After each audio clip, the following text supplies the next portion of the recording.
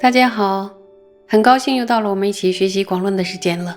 前面的部分学完了质的资粮，那么今天呢，我们要接着往下学习。当我们具备了质的资粮之后呢，该如何学习修习奢摩他的方法呢？请大家翻开广论347页第7行，看科判，有找到行吧？第二，依止资粮修奢摩他之理分二：一、加行；二、正行。经出，依靠着奢摩他的资粮而修习奢摩他的方法分为几科呀？分为2科。第一加行，第二正行。那么呢，我们来看第一科，也就是呢加行。修如前说加行6法，由应久修大菩提心，又应静修共中下士所缘自体为菩提心之支分。说应当在修习道前基础的时候讲过的6种加行法，尤其呢要长久的修持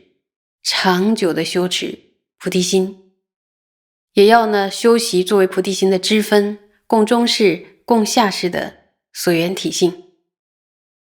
这呢就是加行的部分，也就是呢要前面道次第的基础，尤其是要长久修习大菩提心，在菩提心的摄持下来修奢摩他。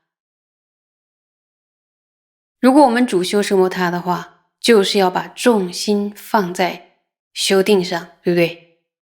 那么初学者一定要记得，就是他有一个经验，就是次数要多，但每一次的时间呢不宜太长，就是短一点。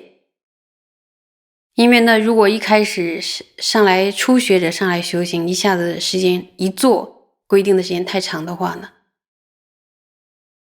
可能我们就会产生各种障碍，久了之后呢，就会对修禅定呢感到畏惧或者厌倦。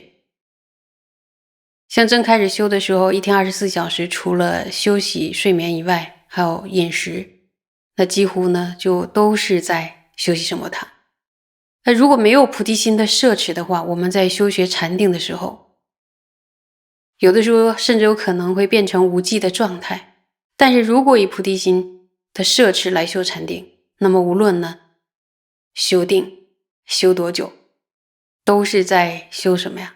都是在修大乘法。如果我们觉得内心有一点稳定了，禅定的力量呢也会增长的话，这个时候呢才起白善知识，然后看看可不可以去专门的闭关啊，到一个非常幽静的地方，深山啊什么，或者一个阿拉若处，然后去闭关承办奢摩他。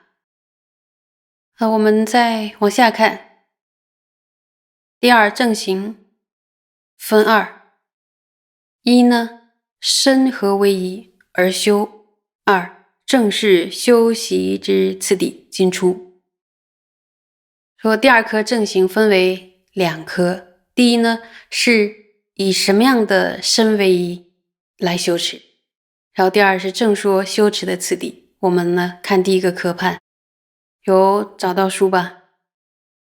如修次中篇下篇所说，于极柔软安乐坐垫，具身威仪8法，其中足者为全家福，如比卢遮那佛坐，或半家福，应如是行。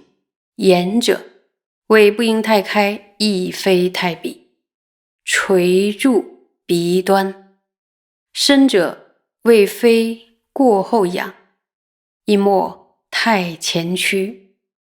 内住正念，端身而坐；肩者为平齐而住。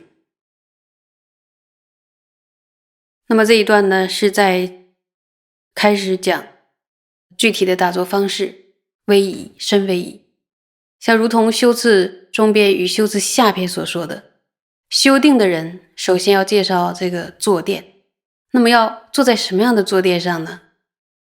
他说坐在极为柔软舒适的坐垫上，但是实际上呢，如果坐垫太软了的话呢，一坐人要是陷下去了是不太行的，所以他这个极为柔软呢，就是不能陷下去，然后他要以一个就是说柔软适度的状态，然后能够把自己撑起来的一个状态。所以呢，别忘了那2个字叫舒适的这个坐垫上。那么身体应该具足什么样的姿势呢？比如说身体的姿势要具足几法呀？8法。那么8法是哪8法呢？足、眼、身、肩、头、齿、唇、舌、膝。那么其中的足部呢，应该就是按照毗卢遮那佛家趺坐，全家趺或者半家趺坐都可以。那么其实就是打坐的时候呢，或者采用双盘，然后或者有的人盘不了，有的人双盘的时候就是像要快站起来一样，然后或者用单盘的方式来打坐。然后这个一开始的时候，有一些人可能会觉得很辛苦。训练的时候，因为一开始时间是短的，所以也不用太紧张。